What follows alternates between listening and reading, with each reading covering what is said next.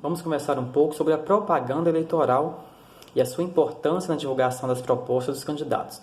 Eu organizei alguns tópicos, eu acredito que os mais comuns em relação à propaganda eleitoral, eu coloquei em ordem alfabética para que pudéssemos conversar um pouco sobre eles. O primeiro dele é a questão da adesivação dos veículos. É possível fazer a adesivação dos veículos no para-brisa traseiro, aquele adesivo microperfurado, né? Ele pode ocupar toda a parte traseira do veículo. As demais partes do veículo podem ser adesivadas, mas desde que esse adesivo não ultrapasse a marca de 0,50 centímetros quadrados, ou seja, meio metro quadrado. Então, o adesivo nas demais partes do veículo não pode ultrapassar essa medida. A questão do uso dos alto-falantes e amplificadores. Pode usar os alto-falantes e amplificadores de som a partir do dia 27, no período de 8 da manhã às 22 horas. Lembrando que a nossa campanha eleitoral só começa no dia 27 de setembro. Bandeiras e mesas de distribuição. É permitido, o candidato pode colocar uma mesa para distribuir ali o seu material de campanha, desde que ela seja móvel. Ele pode colocar e retirar ao final do dia. Bens públicos e bens particulares de uso comum. É vedado o uso de propaganda eleitoral em bens públicos. E nos bens particulares, a propaganda pode ser fixada, desde que obedeça à legislação, porém ela tem que ser gratuita. Não pode haver o pagamento pela fixação de propaganda em bens particulares. Camisetas, chaveiros, bonés, canetas e brindes. É vedado a distribuição de qualquer material, qualquer objeto que gere algum benefício para o eleitor que possa influenciar na escolha do seu voto. Então, é proibido esse tipo de brindes. Os carros de sons e mini-trios. Nós temos a novidade para essa campanha desse ano, que é a questão dos carros de som. O carro de som ele não pode ser usado como único instrumento da propaganda eleitoral. Na verdade, pode ser usado, mas dentro de um outro contexto, que seja uma passeata, uma carreata. Então, nós não veremos esse ano os carros de sons circulando, só mesmo divulgando as músicas. Então, sempre que for usar o carro de som, ele será usado para acompanhar um movimento, que seja uma carreata, que seja uma passeata, mas o carro de som só passando aquele áudio do candidato, ele não é permitido esse ano. É permitida a realização dos comícios.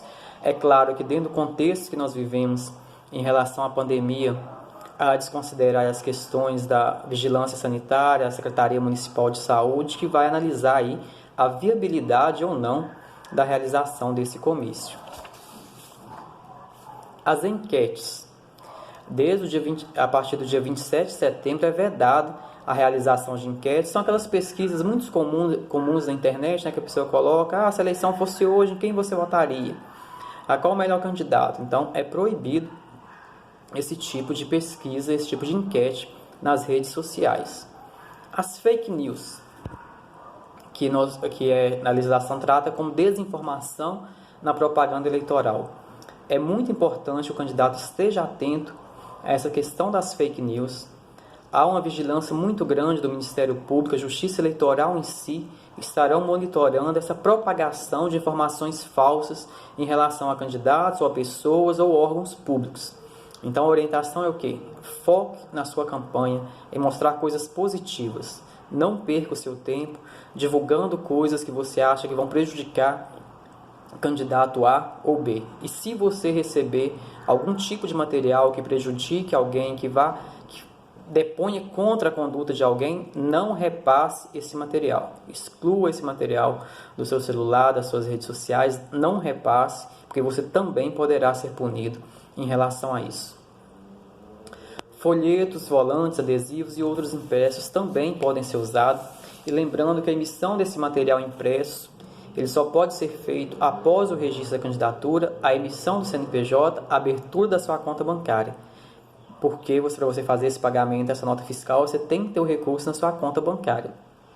E é interessante observar também que esse material ele deve constar o número do CNPJ da campanha, a tiragem que foi feita e o CNPJ ou o CPF também do prestador de serviço. É permitido também o uso de propaganda na imprensa escrita, então você pode vincular a sua propaganda na imprensa escrita, desde também que obedeça os critérios da legislação.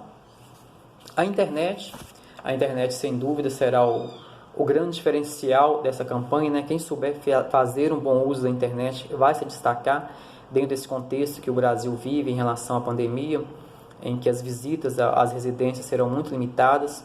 Então a internet vem como um importante instrumento na divulgação das ideias dos candidatos.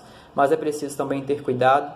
Nós já falamos da questão das fake news, então não enviar mensagens falsas, não repassar mensagens que desabonem a conduta de candidato A ou B e obedecer também os critérios da legislação para o uso da internet. E entre eles, a questão da proibição de comprar listas de contatos, a opção, sempre que você enviar uma mensagem para o seu possível eleitor, que essa mensagem ofereça ele a possibilidade de cancelamento, você falar que não quer mais receber esse material, que ele tenha condições de fazer isso, que você imediatamente suspenda o envio desse material.